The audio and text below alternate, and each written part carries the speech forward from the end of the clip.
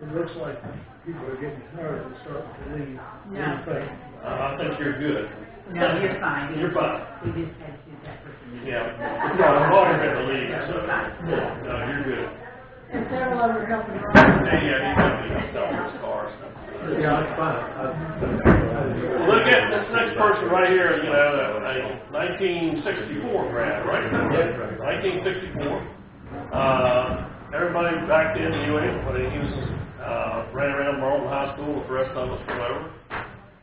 Went to WU, got a teaching degree or whatever, was an ordained minister or whatever, but then he got into music, and he been following the Hammonds family for a number of years. He won an award for that, state award for that, so I thought it'd be nice to, yeah, Vandalia Award. I thought it'd be nice to, have him come in and, talk a little bit about, what he's been doing, play a tune or two.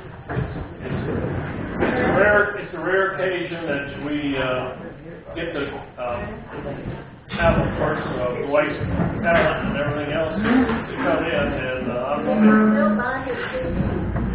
known him for years and followed him everywhere all across the state. I was in Oregon or Clarksburg and Bridgeport up there, so he was playing different places up there. We always tried to go around with him. He played trombone in Samuel's band. Wow, is that right? Yes, Like he did. trombone? We worked right behind him. Oh, yeah. Did you say trombone? Trombone. Yeah. He looked at you like you were I right can't there. hear very well. Oh, yeah, that's all right. I had my hearing checked because I'm saying huh all the time. And they said, you hear something on here, they lied. I never knew somebody not wanting to get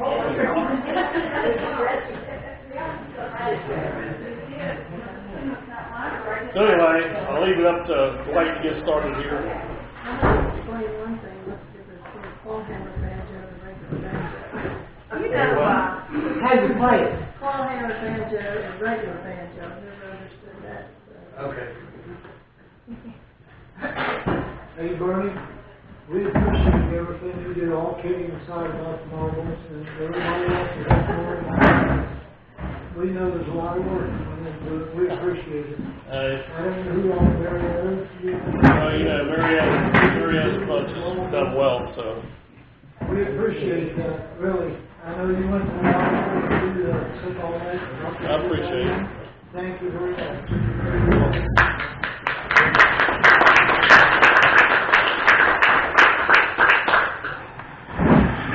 Rock and roll. Okay. You were, I think, telling us some stuff about me at Western University, but I don't think it was true. Well, you know, I had to plug something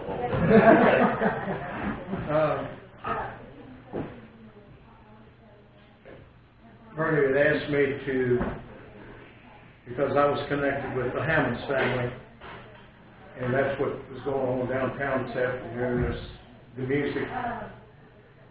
So I thought it might be appropriate to tell how I was connected with them. I grew up on, I actually grew up in 6 different families here in Buckland County, Woodell's, because my mother hated me, and she dumped me off in Ada's, Woodell's. So she raised me, but other people raised me. So I was basically a reject, but God used that for what I've been doing over my lifetime. But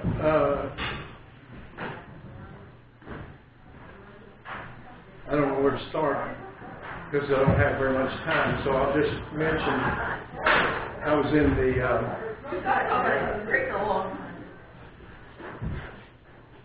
in the military for a while, and some things that were done to me in there. I was put out of the military. I came home, and I was just in shreds.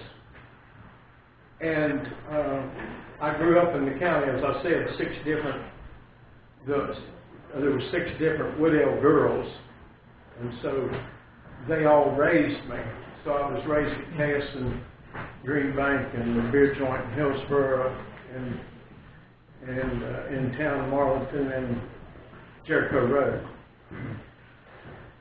So, but nobody wanted me around because whenever you've got a real bad mental illness, that people don't want you around. They don't know what to do with you. And when I came out of them, before I went in the military, I wanted to learn to play the banjo. And so when I came out, first person I was around was Hamp Carpenter down Poker Flats, down one Buckeye. And he was playing clear joint up here with Rob Scott up to Miss Kittner, up on the hill. So that's what he was doing. And so I started visiting him, and then I started visiting, heard about the Hammonds, and there's 2 different groups of Hammonds here in Pocahontas County. But the Hammonds were people who were marginalized. People with black skin here in Pocahontas County were marginalized, as you know. Nobody ever lived in the town of Marlington. They had to live outside. Well, the Hammonds were the same way. They were marginalized.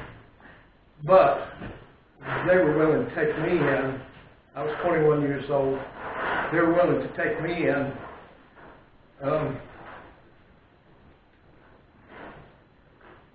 I didn't lie to them. So I was more of a grandson. And when they came in here, they came in from Kentucky. They were in Kentucky when Daniel Boone, Simon Kenton, and all those people were in Kentucky. And so they were frontier people. They were not West Virginia mountain people from the 1800s. They were carrying something from the 1700s, the frontier.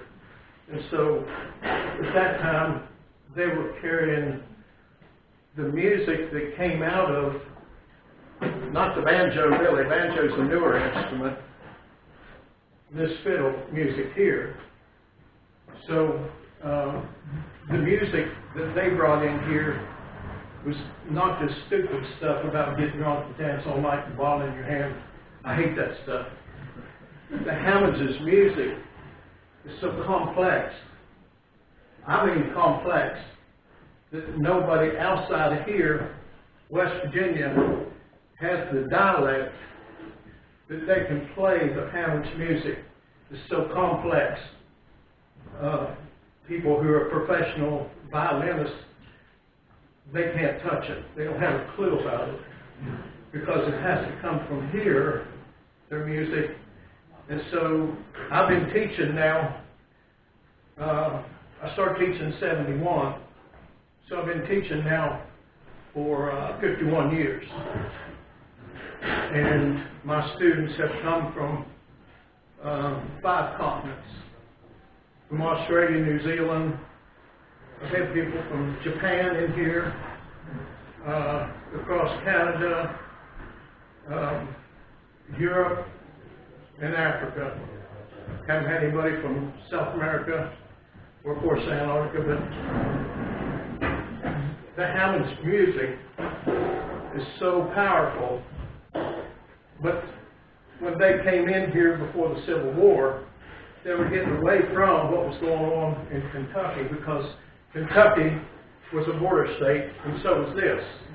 And it's like, it seems to me that Knapp's Creek was a Union sympathizer and more, and Browns Creek, where I live, in fact, right there where I live, Amos McCarty, who was born somewhere in the late 1860s, he said that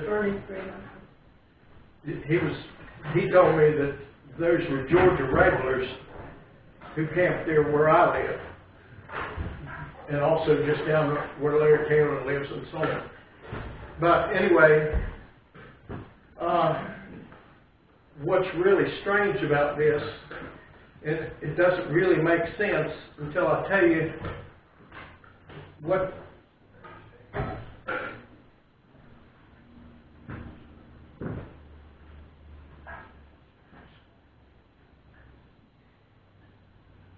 it's about. It's not about the music. For me, because when I was in my, I've had 4 strokes, and God keeps healing me. I've had 2 heart attacks, and God keeps healing me. So I get choked up real easy. This was just fine.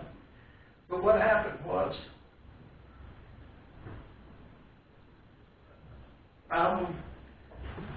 when I was in my 20s, nobody ever hated Jesus Christ any worse than me. And I was in the occult, I was in sorcery, and I was in the stuff that works.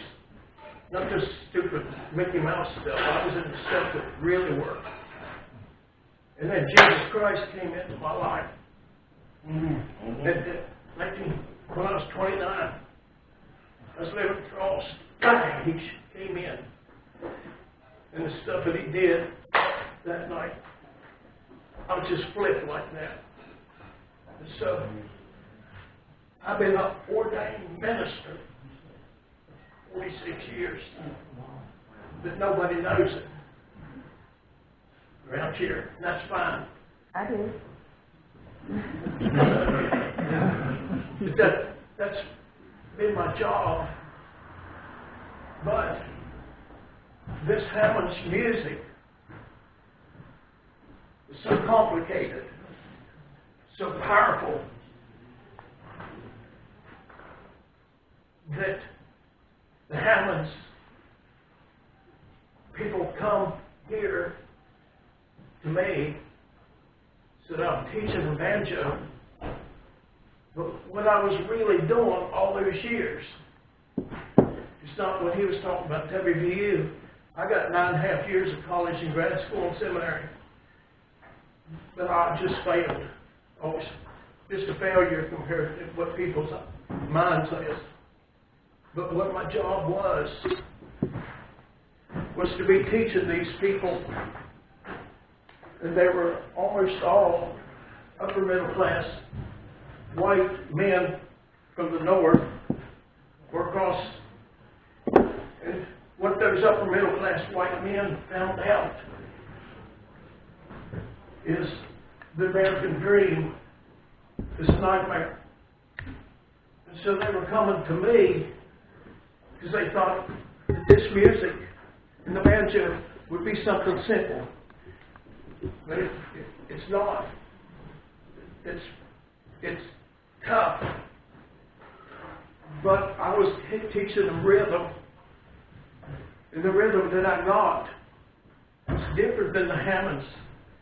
I grew up in a beer joint down in Hillsboro, Matt Knuckles beer joint. And so God made sure that I was getting the syncopation from Jerry Lee Lewis, Little Richard, Johnny Cash. Not the country music, not the bluegrass music. So that's what I was teaching those people. And once in a while, Jesus would send somebody in here in the New Testament, calls them the elect. The people who are the elect. It's very scriptural, but because I've been a preacher for all these years, I can tell you that it's expected of a preacher in the churches to make you feel comfortable. So they don't tell you the truth about the elect, predestination, and all that. But Jesus would send me people, and once in a while, because all those years I never used Jesus' name the whole time. What I was doing was just teaching about Jesus Christ, using the banjo. You ain't supposed to be able to do that. But if you grew up in 6 different families, you learn to be a manipulator if you got any brains. you know.